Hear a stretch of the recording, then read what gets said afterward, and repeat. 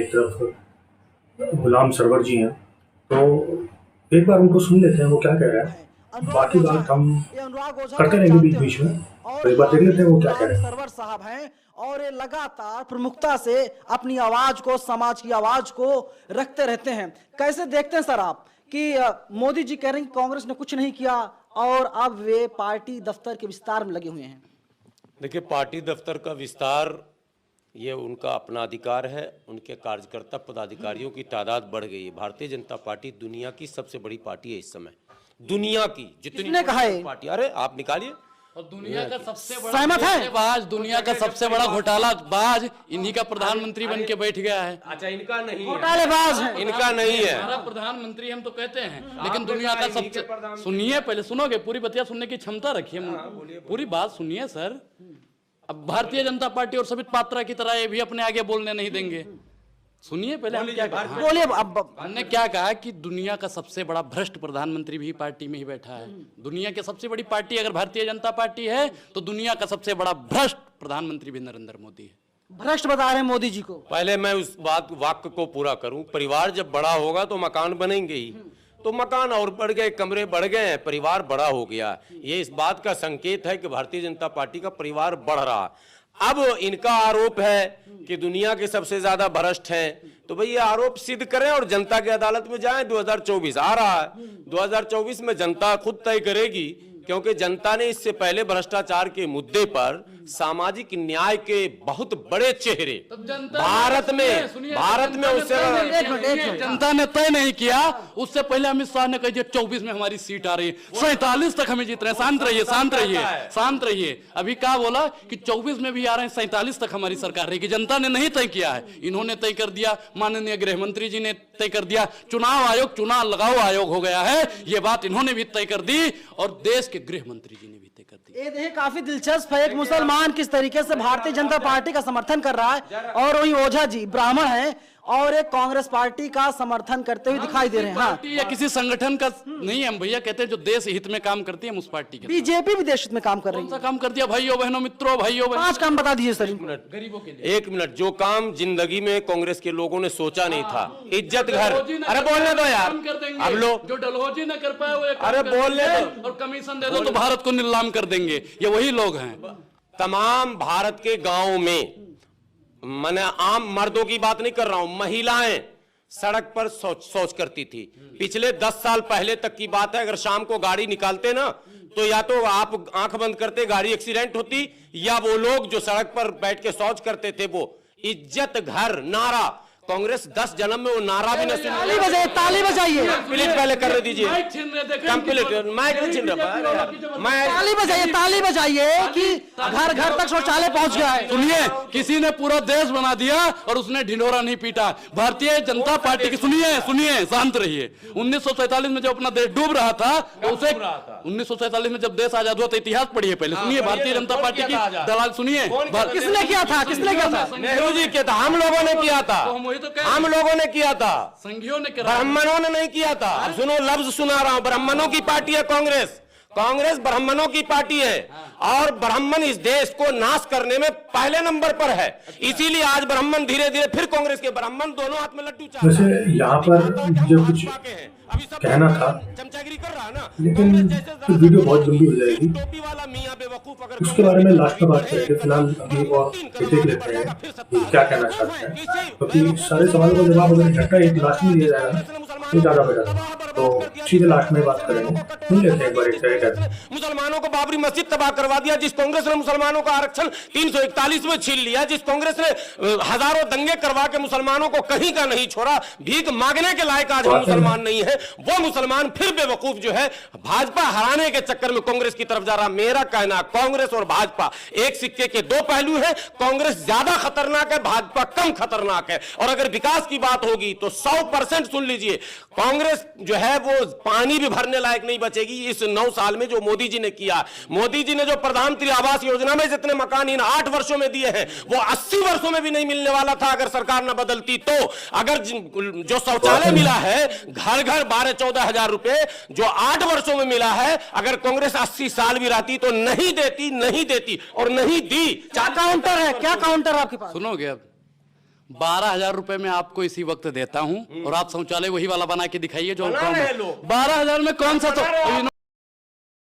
तो यहाँ पर क्या है ना, यहाँ पर दरअसल कि आपने सुना होगा ये क्या कहना चाहते हैं। देखिए, ये दोनों का अपना एक एजेंडा है। इसमें से अभी तो किसी ने सबके बारे में बात नहीं की है। मौलाना साहब जो है बात कर रहे हैं केवल मुसलमानों के बारे में बात कर रहे हैं, जबकि वो ब्राह्मणों के बारे में भी बात कर रहे हैं। और आप देख सकते हैं कि ब्राह्मणों के बारे में क्या कहा है इन्होंने। अगर हम देखें पिछले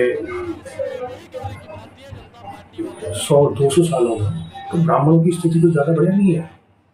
उसका सबसे बड़ा उदाहरण है 1990 कश्मीरी पंडित दिवस में क्या हुआ था। लेकिन उनको वो बात याद नहीं आई। उनको ये याद आया कि मनुवाद ज़्यादा है, मनुवाद जो है बहुत ज़्यादा है। तो खैर, मनुवाद के बारे में आप बात कर रहे हैं, चलो कोई बात नहीं, कर सकते हैं, आपका अधिकार है। लेकिन अनुराग भाई जो बात कर रहे हैं, इनका तो मुझे समझ नहीं आता। ये सबके बारे में बात करेंगे, लेकिन ये कांग्रेस के बारे में बात नहीं करेंगे, भारत के लिए निष्पक्ष के लिए तो कम से कम एक बराबर का दर्जा तो लेकर आइए। आगे देखते हैं। निर्दलीय से जाकर लड़िए, तो आप कांग्रेस का पक्ष क्यों ले रहे हैं? ये हमने किसी का पक्ष, हमने कहा कि किसी आप ने ले रहे बना हैं ना दिया। पक्ष? अरे भैया सुनोगे, अपने ही बताओगे। हम मानते हैं कि आपको 5,000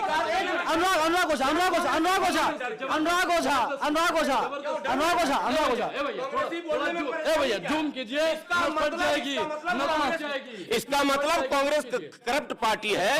लोग समर्थन में बोल रहे हैं, मगर ये बोलने के लिए तैयार नहीं कि मैं कांग्रेसी हूँ। बोलो, आप कांग्रेसी हो, बोलते क्यों नहीं हो? हम तो गर्व से कहते हैं हम भारतीय हैं, हम तो गर्व से कहते हैं हम संविधान वाले हैं। नहीं, बिल्कुल मैं किसी पार्टी में नहीं। खराब पार्टी है ना ये भैया देखो, हम नहीं कहते, पार्टी के साथ में रहो ना। हम क्या कह रहे हैं, हम तो देखिए जो संविधान को मानता है उसके साथ में है। अनुराग 1 मिनट आराम से।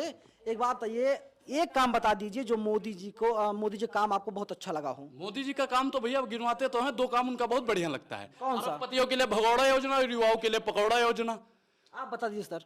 मैं तो गिना ही रहा था, तो ये उछल गए। इज्जत घर दुनिया का ये ऐसी पॉलिसी है कि गरीब लोग इस योजना को बहुत ज्यादा सराहा है। गरीब लोगों ने इज्जत घर वाला। प्रधानमंत्री आवास योजना में ये देते थे 50-60 हजार रुपया, फिर हुआ 1 लाख रुपया, अब हो गया 2.5 लाख रुपया। ये सरकार की पॉलिसी है, ठीक है। वो करोड़ों लोगों को मिल गया। जैसे तो 2-4 और ढूंढने से कम मिलेगा। सपना का क्या हुआ जो लाल किला से मुंह फाड़े थे? भाइयों बहनों मित्रों, हम और हमारा देश आजादी का 75वां महोत्सव मना रहा होगा। हर घर पे छत होगा, नल होगा, जल होगा, बाल्टी होगी, मग्गा होगा, मेहरारू होगा, लड़का होगा। कुछ नहीं है। क्या काउंट है सर? सब कुछ है। रिक्शा चलाने वाले के हाथ में 50,000 का मोबाइल है, और क्या चाहिए? दाल रोटी नहीं मिलती थी, अभी बच्चे हो। अनुराग कांग्रेस के सुनिए, हमने परिवार देखा, अपने पिताजी से पूछिएगा। रोटी में नमक और नमक में चटनी। लोग सोचते अच्छी सब्जी खाना नसीब नहीं था। आज राजधानी और हवाई जहाज इस्तेमाल कर रहे हैं ऐसे लोग, ठीक है, और कहते हैं महंगाई। अब मैं बताऊं आपको, देखिए सरकार ने कहा था सर सुनिए अनुराग, क्या मेरी बातों से सहमत है? मैं आपसे पूछ रहा हूं दोनों लोगों से कि मोदी जी ने कहा था 2 करोड़ नौकरी, मैं कहता हूं 4 करोड़ नौकरी मिल गई। मोदी जी ने कहा सर सहमत है आप? 4 करोड़ लोगों को नौकरी मिली है। अनुराग ओझा समित पात्रा तो ज्यादा उछल रहे हो। समित पात्रा तो ज्यादा। मोदी जी वाह, सुनिए, बाबा रामदेव ने कहा था 30 रुपए में पेट्रोल मिलेगा, और शायद 25 रुपए लीटर पेट्रोल मिल रहा है हमारे देश में। सही बात है? नहीं, पेट्रोल और डीजल और महंगाई, कोई माई का लाल राहुल गांधी खड़े होकर बोलते मंच से कि मेरी सरकार आएगी और 50 रुपए पेट्रोल कर देंगे, कसम खुदा की आज ही सरकार गिर जाएगी। राहुल गांधी, अगर आप में दम है तो बोलो कि मेरी सरकार आएगी तो 50 रुपए पेट्रोल होगा। नहीं कर सकते। दुनिया की कोई सरकार महंगाई कंट्रोल नहीं कर सकती। दुनिया की कोई सरकार। तो मोदी जी ने ही कहा था बहुत ही महंगाई की मार, अब की बार फला सरकार। चुनावी जुमला है वो, चुनावी जुमला है वो। चुनाव माफी की बात कर रहे हैं। ये माफी मांगे। अच्छा जुमला है भैया, हमने नहीं कहा, हमने तो कहा। सुनिए तो तय करो यार। निर्दलीय कोई गोदी पत्रकार हैं, उन्हीं की तरफ भाजपा वालों की तरफ जनता की बात नहीं सुनते। ये निर्दलीय पार्टी है और कांग्रेस की तरफ से बोलने की हिम्मत नहीं कर रहे हैं। अरे एक बार कांग्रेस की तरफ से आप बोलो कि मेरी सरकार आएगी 50 रुपए डीजल हो जाएगा, क्या बोल दो ना यार। सुनिए हम क्या करें, वो तो भैया देखो पार्टी तय करेगी, हम किसी पार्टी से नहीं है। और सुनिए फिर सुनिए शांत रहिए, शांत रहिए, राहुल गांधी शांत रहिए। तुम्हारी हिम्मत है तो तुम बोलो मंच से, राहुल गांधी बोलो मंच से। 2014 बोलो मंच से। नहीं बोलने देंगे। 2014 से पहले मोदी जी क्या कहते थे, भाइयों बहनों मित्रों, गरीबों की कमर टूट रही है लेकिन मौजूदा सरकार महंगाई की मां नहीं ले रही है। ए मोदी जी, आपने कितनी बार महंगाई का मान लिया? हिम्मत है? जो अपनी मां का मान नहीं लेता वो महंगाई का मां का लेगा। तो कांग्रेस की तरफ से बोल दीजिए कि सरकार आएगी तो तो सस्ता वैसे कर तो ये देंगे। वीडियो बहुत लंबी है, मैंने इसके आपको छोटी छोटी क्लिप्स वगैरह दिखाई है, मतलब मैं पूरी वीडियो तो प्ले नहीं कर सकता हूँ यहाँ। कुल मिलाकर ये है, देखिए मुझे लगता है कि ये दोनों अपने अपना प्रोपेगेंडा चला रहे हैं। अनुराग ओझा जो इतनी हल्ला मचा रहे हैं, बाहर से बात नहीं कर रहे हैं, निष्पक्षता से बात नहीं कर रहे, कहीं ना कहीं उनका भी एक एजेंडा छुपा हुआ है इसमें।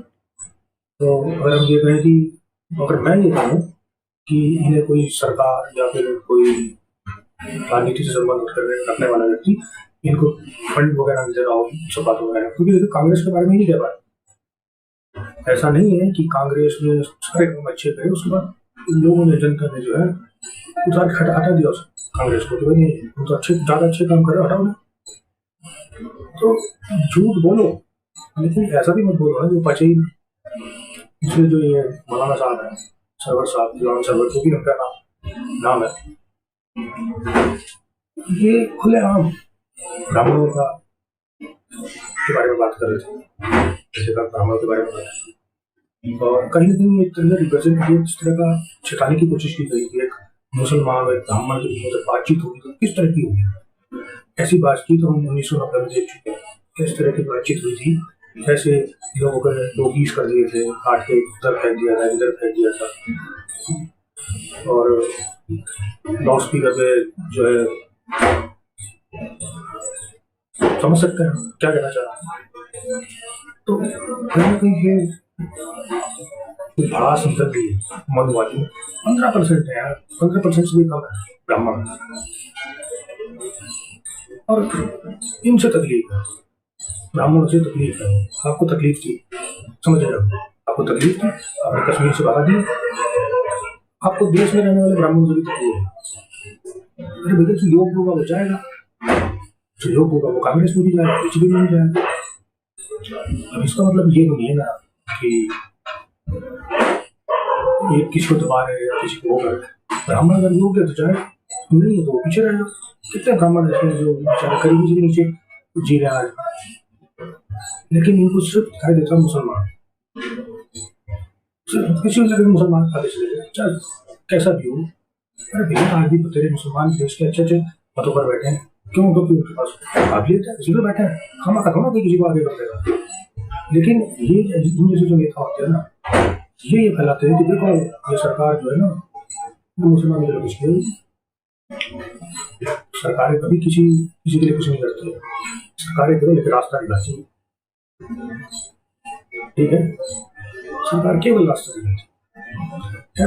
मेरे तो यही विचार थे, बाकी आपके क्या कमेंट है, आपके क्या विचार है इन दोनों मौजूद के लिए, दोनों भाषा आप कमेंट बॉक्स में जरूर देना अपने विचार, और इसी तरह की रिएक्शन वीडियो के लिए आप मेरे चैनल को सब्सक्राइब करें।